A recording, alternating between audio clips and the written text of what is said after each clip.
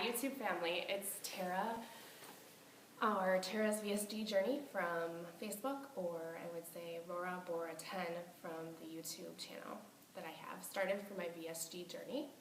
For those of you that don't know, VSG is Vertical Sleeve Gastrectomy. It's a weight loss surgery that I had back in November of 2013.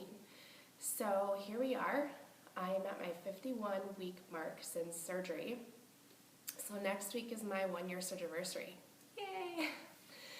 Wow, what a year it has been. It has been incredible. So I haven't seen you guys since week 34. At that point, I had gone through some stalls and I was at 166. I guess I should back up. I started my journey at 270 pounds at my highest weight, although I had seen the scale go up to as high as 276. So I do say 270 was my first pre-op appointment with my doctor, who was Dr. Saeed Akramadan at the University of Minnesota Medical Center. And then my surgery weight was 245 pounds, and I had surgery November 25th.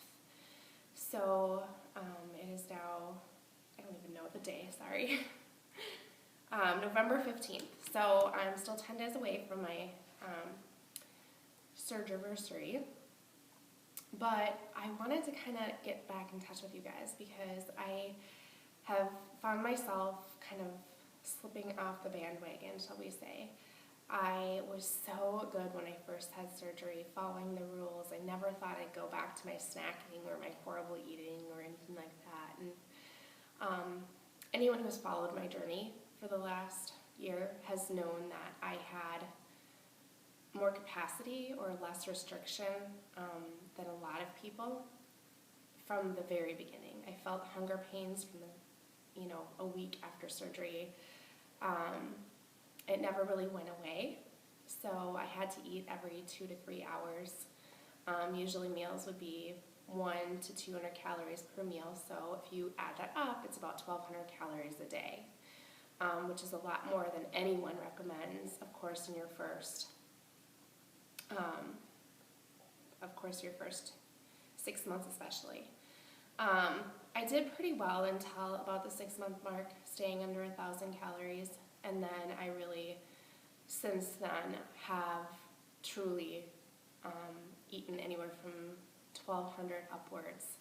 I've had days where I've worked out incredibly hard and done something like 25,000 steps a day, and I've eaten near 1,800 calories. I mean, I'm talking not all terrible foods on those days, but not the perfect weight loss surgery patient, of course. I, of course, do protein first in all my meals. And then if I have a snack, I try to add protein into it. So let's say I do have a couple cups of popcorn, which most of the people who have had weight loss surgery know that it's pretty easy to eat popcorn. It's not a filler food, so that's been my downfall, but I'll add Parmesan cheese to it, a 20 calorie per tablespoon Parmesan, so I get the specialty Parmesan that, I don't know, it's 5 less calories per tablespoon or something, and I'll actually have 4 tablespoons of Parmesan on my popcorn or something like that, so I still have 8 grams of protein with that kind of a snack. Not the best. I am not recommending that for other people. I'm just saying what I eat currently now, a year out. Like this afternoon, my family and I went to Applebee's, and I had a 4-ounce sirloin from the kids menu. But then I did indulge in a mozzarella stick or 2. So the way that I combat the poor eating, which is, there is no excuse for that whatsoever, is that I'm kind of reliant on my Fitbit. I know this isn't completely 100% accurate. I know they say don't look at the calorie counts on your Fitbit page because it's kind of screwy. But I found that it's very accurate in my steps and my activity levels. And since 4 months post-op, I have been working out. I didn't do anything prior to that, but around March I went and got a gym membership at the Y where it had childcare. I have a almost 3-year-old, he'll be 3 in December. So it was important for me to find a place that I could go that still had childcare for me. So I go to the Y, and I go about 2 times a week, not that much, but then I'm very, very lucky. I work at the on campus, and I have access to what they call a walk station, and if you've never seen one of these, it's amazing. It's just basically a treadmill with a desk and a computer. So I can take an hour out of my day and go to the walk station and do my reports and my emails and whatnot, which is excellent. It can only go 2 miles per hour, so it's very, very slow, but I'm moving. So instead of an 8-hour day behind a desk, I'm also lucky in the fact that I have a job where I have to check on buildings. I'm kind of a property manager type person here. And so I have to walk, upwards of 50 buildings a week or a month on campus, which means that I'm constantly walking. There was the option before when I was overweight. I used to take the bus, I used to take the connector. I wouldn't go that far away from my office building, so I would rely heavily on my coworkers to check the other buildings, and now I just do it all.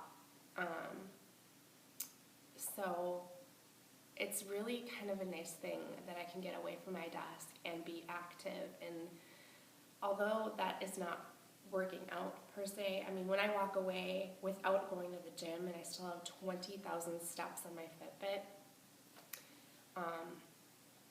I mean, that's double what you're supposed to have for the day, and most people have trouble getting 10,000 steps a day.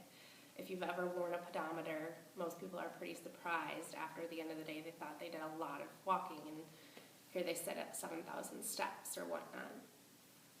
So there is no excuse for my poor eating habits, but I do make sure to increase my activity levels so that my, my calories can kind of balance out a little bit. By doing that, I have not been extremely successful the last 6 months of my journey. I clearly came to you at 34 weeks. I was at 166 pounds. So again, started at 270, surgery weight was 245.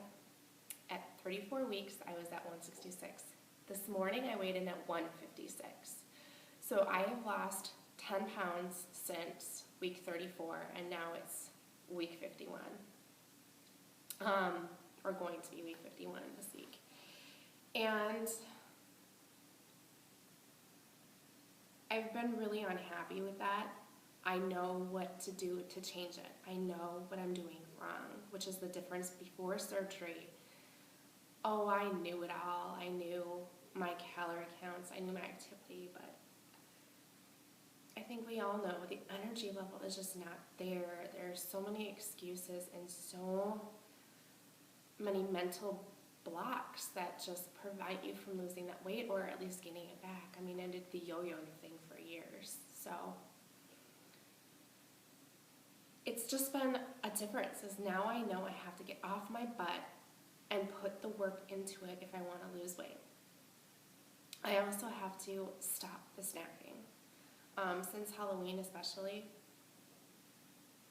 I thought I'd never go back to candy. I was a candy-holic before surgery, and I had done really well before surgery, like the 4 months prior, having very minimal amounts of candy. And since Halloween, every day I have like a miniature Snickers or something like that, which isn't like a rock in the bolt, like the 40 calories in that. But it's just not a place I ever wanted to get back to, eating candy daily. And sometimes it's a fun size, and you've got to account for that sugar and those carbs, which are just not something that we should do as weight loss surgery patients. And I'm sure you all know this. I'm not preaching to the choir here. But my lack of doing videos, I know that I haven't held myself accountable. I haven't built up enough support in the VSG community to have other people hold me accountable. And I do not have the support in my family or my friends. They are supportive of me losing weight. They were supportive of me having surgery to an extent. But I live 2 hours away from most of my family. You know, the few friends that I do have here in the metro area don't have children, and I do. So I'm kind of in a unique situation where I don't have a lot of family and friends that I surround myself with. I mean, it's really coworkers, and then I go home at night and it's a 2-year-old. And what 2-year-old's gonna come, good job, mommy, you stayed on your calories today.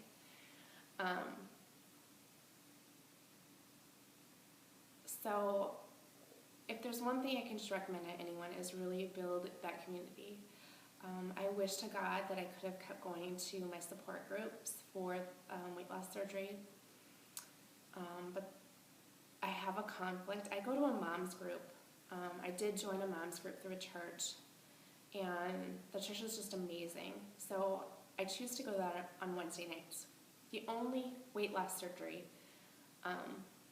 support groups are on Wednesday nights too, and I don't have childcare.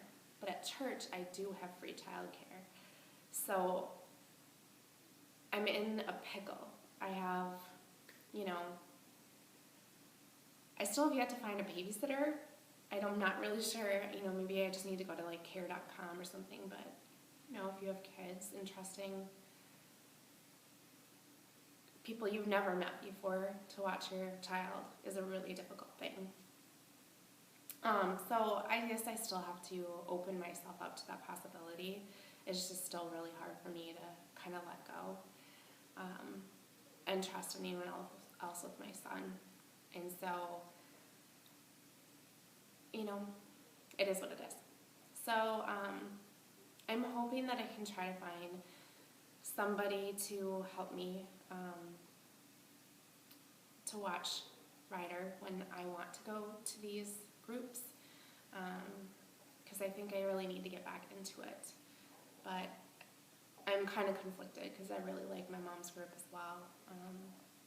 Anyone who's ever been to a Moms Connect or a MOPS type group, that's what it is. So anyway, that's besides the point. We're here for weight loss surgery. So anyway, I kind of wanted to let you know a few things that I had